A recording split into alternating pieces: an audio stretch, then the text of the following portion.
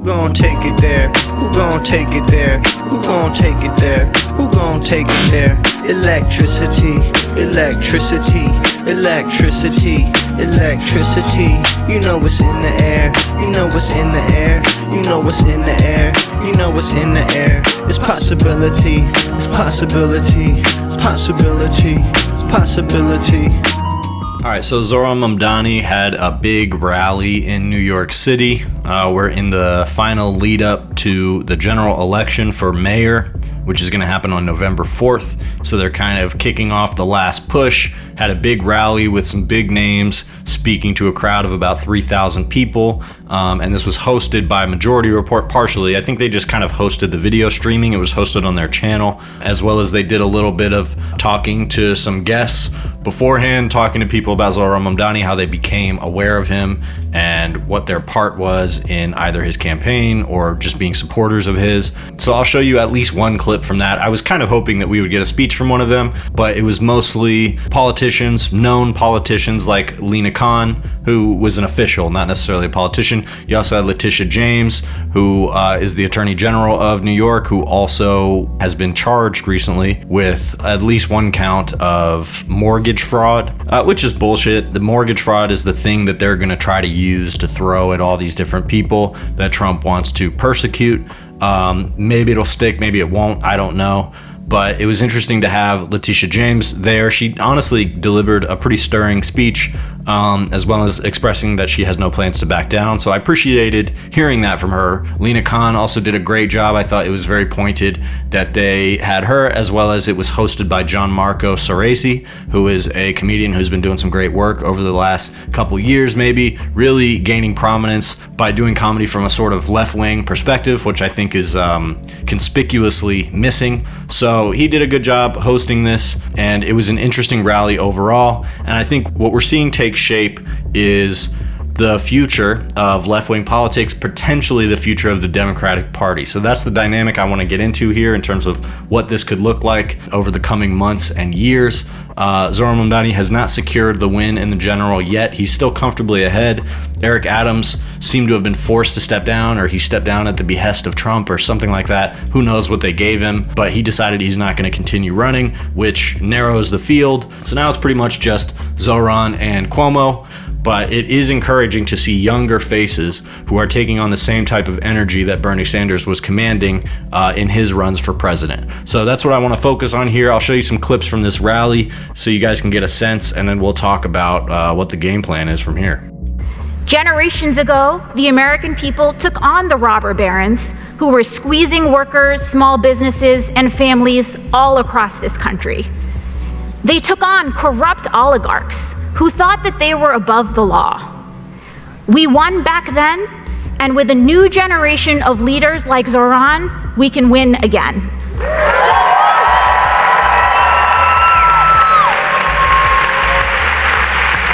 The days of Democratic leaders choosing to ally with titans of industry over working people are over.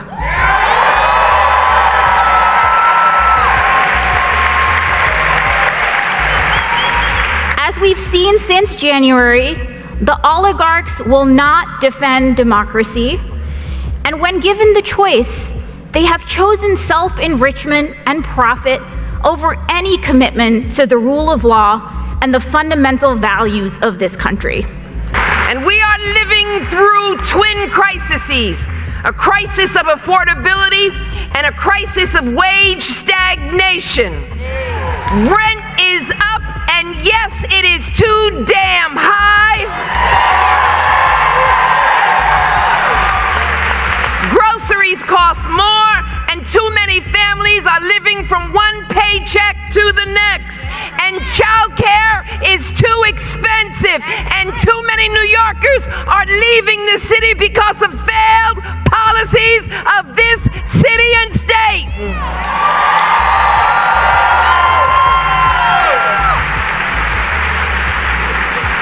And at the same time, we see powerful voices trying to silence truth and punish dissent, and yes, weaponize justice. 'Cause justice for political gain.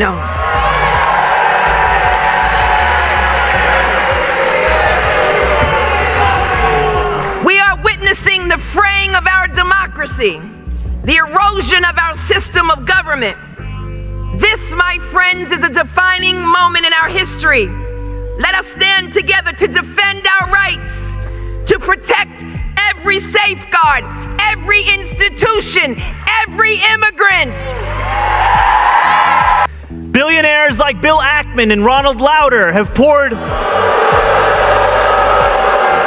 millions of dollars into this race because they say that we pose an existential threat. And I am here to admit something. They are right.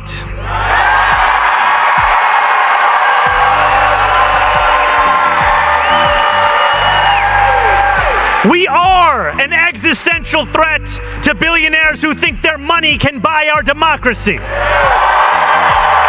Over the last 9 months, we have watched the man with the most power in the world expend enormous energy targeting those with the least.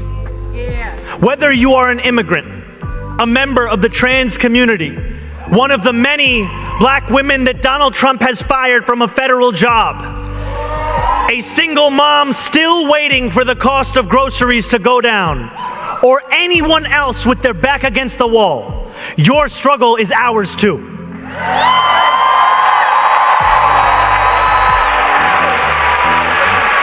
Make no mistake, ours is a movement where we know exactly who and what we are fighting for. We are not afraid of our own ideas. For too long, we have tried not to lose. Now it is time that we win.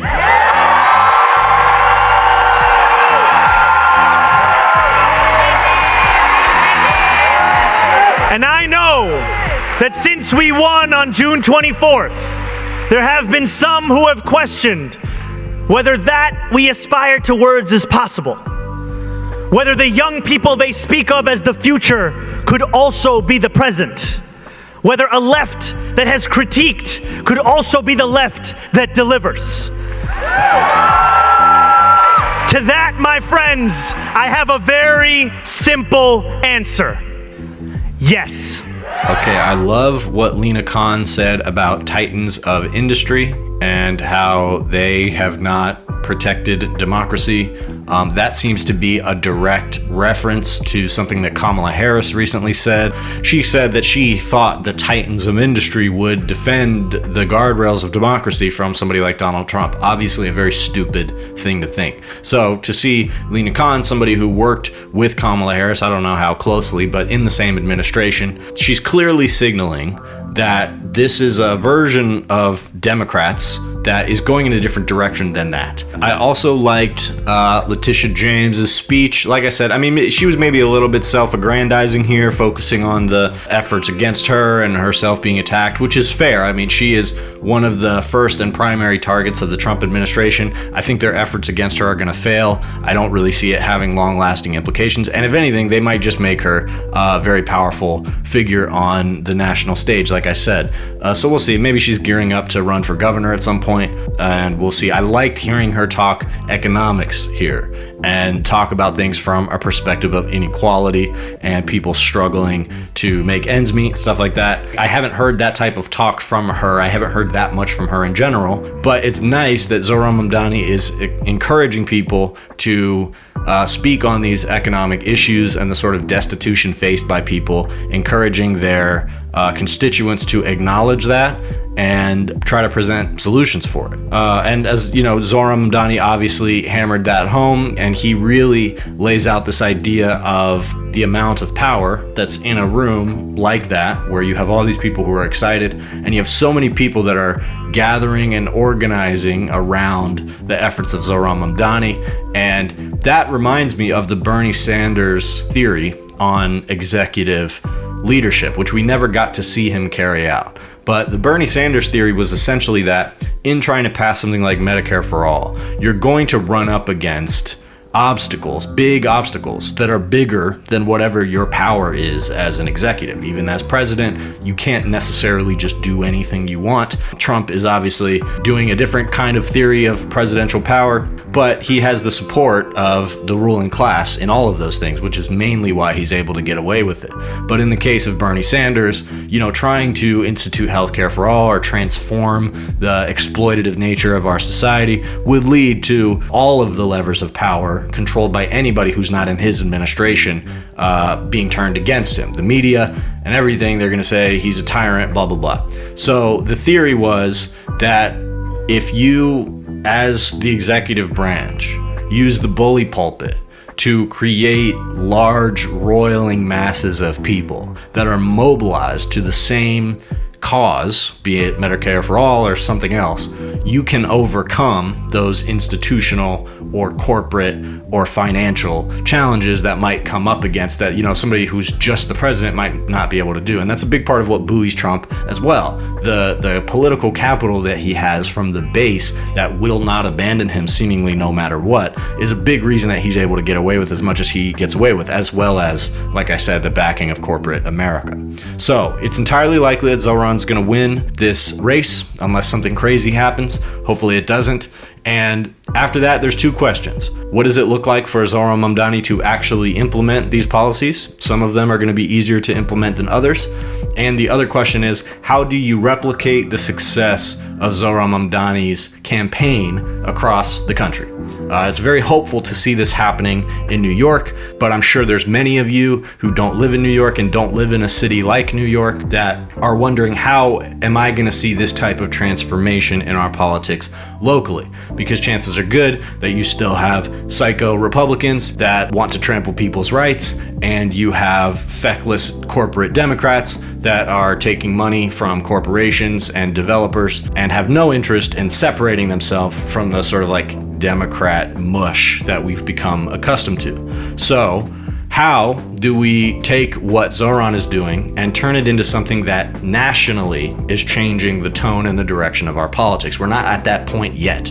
And I think some people are waiting to see what actually happens with Zohran's implementation. There are some very interesting candidates running across the country, from Graham Plattner in Maine, who I believe now is going to be running against a corporate Democrat who is entering the race. You also have Kat Abugazela in Illinois, who's running for Congress on a similar, bucking corporate donations type of theory. There's also this guy that I'm not that familiar with yet in Michigan, named Abdul El Sayed, who's running on Medicare for all. That's incredibly encouraging, as well as James Talarico in Texas. I don't know that much about his agenda. I know that he was talking a lot about, we gotta buck corporate power and stuff like that. I didn't really believe him until he said he's not gonna take AIPAC money. And I think that's gonna be really key. It was key to the momentum that Zohran Mamdani has, is showing that he's not gonna back down on this issue of Israel. He believes what he believes on it. He's gonna speak on it strongly.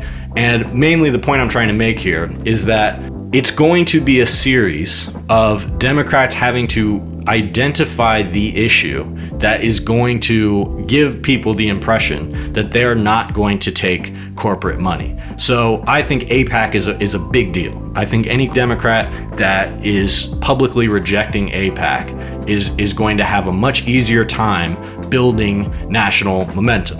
So that's good, because we need that national momentum to push candidates like this over the finish line, especially in a city that's not huge like New York. But having national recognition is not the same as having enough votes to win on a local level. So that's the challenge. But the leverage of having a platform nationally, people who support you and want you to win nationally, even if they can't vote for you, is a huge amount of power that we have against the oligarchs that are going to try to keep candidates like this from winning. Sometimes it works, sometimes it doesn't. And hopefully we are turning the page, not to just like a new bright form of politics, but a strategy that can be replicated by progressives across the country. And I think on an individual level, these candidates are going to have to find what is going to signal to voters across the political spectrum where they live, especially in places that are not straightforwardly blue, where winning the Democratic primary pretty much means you're going to win, but places where it's purple or where people tend to vote for Republicans. What is the economic issue that you can focus in on, buck from the sort of corporate status quo in a way that is direct and that you can be held accountable to, And how do you communicate that effectively with a campaign? What Zohran did that was very smart is he started this campaign by going to places in New York where people had voted for Trump. Some of them voted for Trump and AOC, many of them didn't vote, but he went to specific areas and talked to those people about why they made the voting decision they made, what it is they like about Trump, what it is that made them not vote in the first place. And he did not allow those people to write his campaign priorities, but he listened to those people and he shaped his campaign around what people like that were saying to him. And that is the reason that he has been able to build this palpable momentum. It's not by going just to the existing Democratic base or by reaching out to Republican voters and saying, what is it that you want? He went to this interesting contingent of people that is disillusioned with politics and maybe has very weird voting habits. And he started his campaign there with viral videos talking to those people about why they didn't vote. That was the foundation of his campaign. And so I think any Democrat, especially in a place that's harder for a Democrat to win than New York, that's what they're going to have to do. They're going to have to go to those places. They're going to have to talk to voters that have voting habits that aren't usually aligned with Democrats. And they're going to have to find a way to establish an economic campaign that speaks to those people and to the people in their base already. Zohran did an excellent job of that. And it's not going to be easily replicable, but it is possible. And then the other question of what Zohran's actually going to be able to do when he's in power, that's going to go back to this bully pulpit strategy. Because a lot of these things are not necessarily going to be possible out the gate. He cannot, with a pen stroke, increase the minimum wage in New York. But, making buses free is probably going to be easier for him to do. The rent freeze is going to be another thing that it's possible for him to do that. It's been done in New York before, but trying to institute this broad, sprawling policy to change the way that economic dynamic works so that people aren't constantly being priced out is going to be very challenging. And so that's where he's going to have to keep this momentum that he has with people. And one thing that doesn't happen enough in American politics is continuing to stay active in it when an election cycle isn't happening.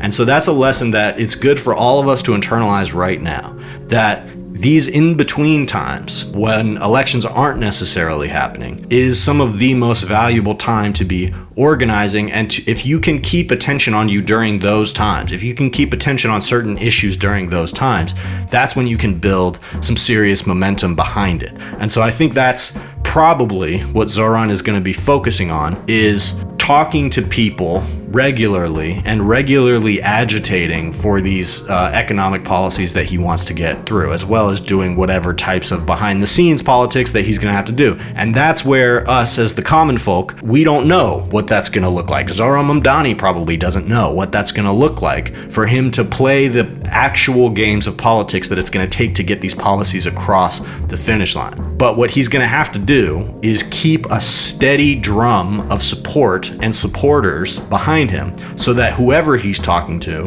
in any conversation that he has, especially one where he normally might not be able to get that policy across the finish line, that person needs to feel the pressure of all of the people who are behind Zohran supporting him. And if that pressure is there and it's palpable and it's targeted, that is going to change how possible it is to push through some of these policies. And that is what I think is replicable on a national basis. And part of it is going to be continuing this national network of supporting Democrats and progressives who have this type of message and pushing them forward, and trying to fund those people and keep excitement going behind those people as much as possible. And like I said, any way that you can find to stay active, find something once a week, once a day that you can do that keeps you politically engaged. Listening to podcasts, consuming that type of stuff is not enough. You got to find some way that you can contribute, canvassing, some kind of mutual aid effort, or even just steadily giving money to a source that you trust, somebody that you want to win. That type of stuff, and being better at organizing in the off years, in the off months, that is what is going to change the politics of this country. It's not any individual race or campaign or candidate. It has to be a steady drum of politics conversations happening that are pushing people in the right direction and constantly making people aware that there are candidates that are fighting for them. And when Zohran was, initially coming up in the polls, there were a lot of people out there who didn't know that, didn't know him, and were confused about what he believed and believed things about him being anti-Semitic and that sort of thing. And by continuing to talk to those people and show them that he is somebody who's talking about issues they care about, he built a ton of support. So I think that is the method. And I'll leave you with one thing. This is a clip of Sam Cedar talking to a young lady who said she became aware of Zohran Mamdani at No Kings rally, the last No Kings rally that I think she says happened in June or July. And she says she didn't know about Zohran Mamdani until that happened, but DSA and Zohran Mamdani campaign effort was there at No Kings. So that's an important thing to keep in mind. That's a good way to use that type of protest infrastructure, which I have criticized before, but that is exactly the way that you use it. You channel that energy of people who are showing up into something that will have a material effect. So I'll play that clip really quick for you to close it out. I was actually out of the country for a little bit. I was in London, and I moved there after graduating because I really wanted to be out of America. But then, the election happened, and I just felt that it was not right to run away from my country's problems. So I came back, and now I'm in New York. Yeah. And what drew you to supporting Zohran? It was actually incredibly recent, but I went to a No Kings protest, and I think it was June 10th. And I saw people on the sidelines holding up Zohran Mamdani posters, and that's actually how I first got to know about him. So only a few months ago. And what drew me to him was, I think there's a few things. I think he's very people oriented. He's a young politician, and we don't have any of those. And I love also that he's become this symbol for greater hope and change in the rest of America.